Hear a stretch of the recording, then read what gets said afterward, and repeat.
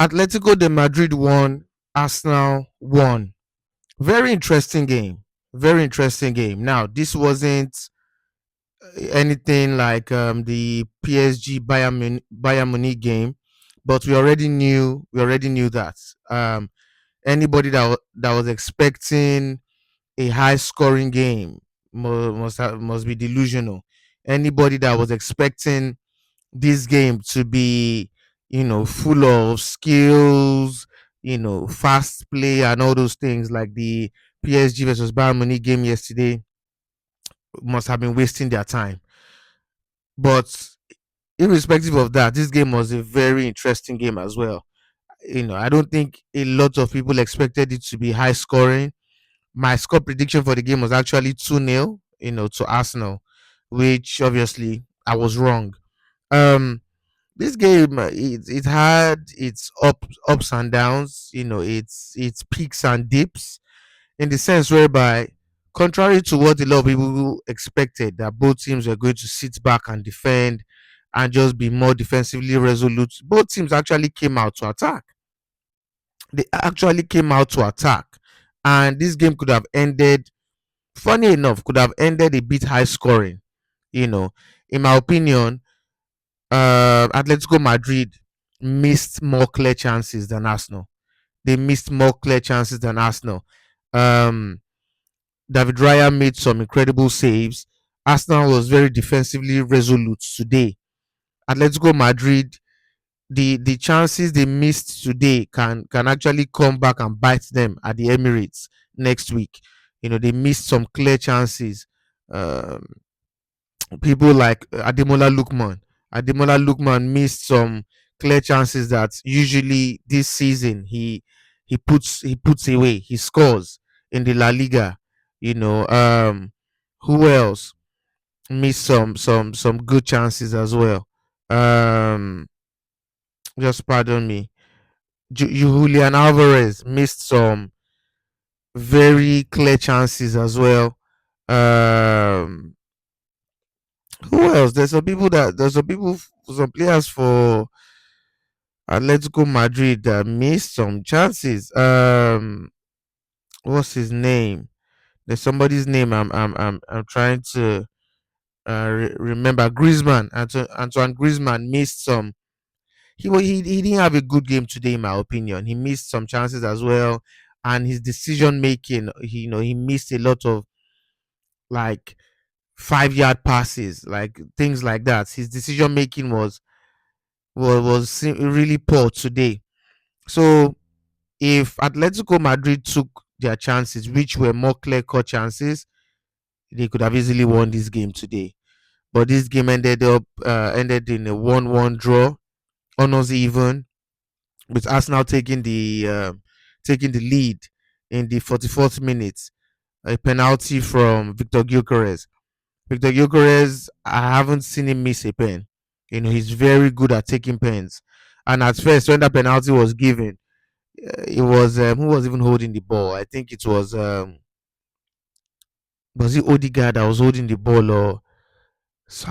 I think it was Odegaard that was holding the ball, but it was like, bro, what are you doing? Give that ball to Gyökeres, my friend. And Gyökeres converted. That was a clear cut penalty. A lot, I saw some reactions. Some people felt like that was a soft pen, but nah, that was a clear cut pen. And then, 44th minutes, almost, first half over, Arsenal took the lead. And at that point, I'm sure Atletico Madrid, Simeone in the dressing room, I'm sure he was going off on his players.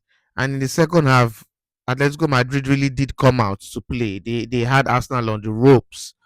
They had Arsenal on the ropes in that second half. They really pressed Arsenal. Arsenal had chances as well. Arsenal had some chances as well that they could have done better.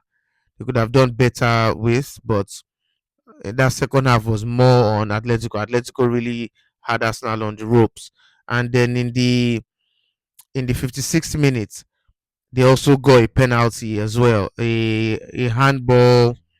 I think a handball by Ben White, if I'm not mistaken. Led to a pen, and Julian Alvarez, you know, um, took a very good pen. And at that point, at 56 minutes, it was almost even. And yeah, it was back to back. The game was interesting. The game was an interesting game. So it's all to play for at Emirates next week. All to play for at Emirates. Arsenal was very defensively resolute today. I want to give a big shout out to Hinkapie. Hinkapie was my man of the match. He was incredible today. Hinkapie was incredible today. Gabriel did a very good job today. He saved Arsenal. He saved Arsenal today. Saliba had a good game today. Ben White had a good game against Ademola Lookman today. He had a very, very good game against Ademola Lookman today. Who else? Noni Madueke. Funny thing is, he had a good game in the first half. He had a very good game in the first half.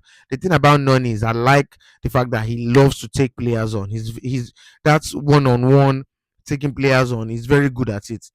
He's very good at dribbling. It's just like his end product that that isn't really good, but he takes some players well. So he had a good game today.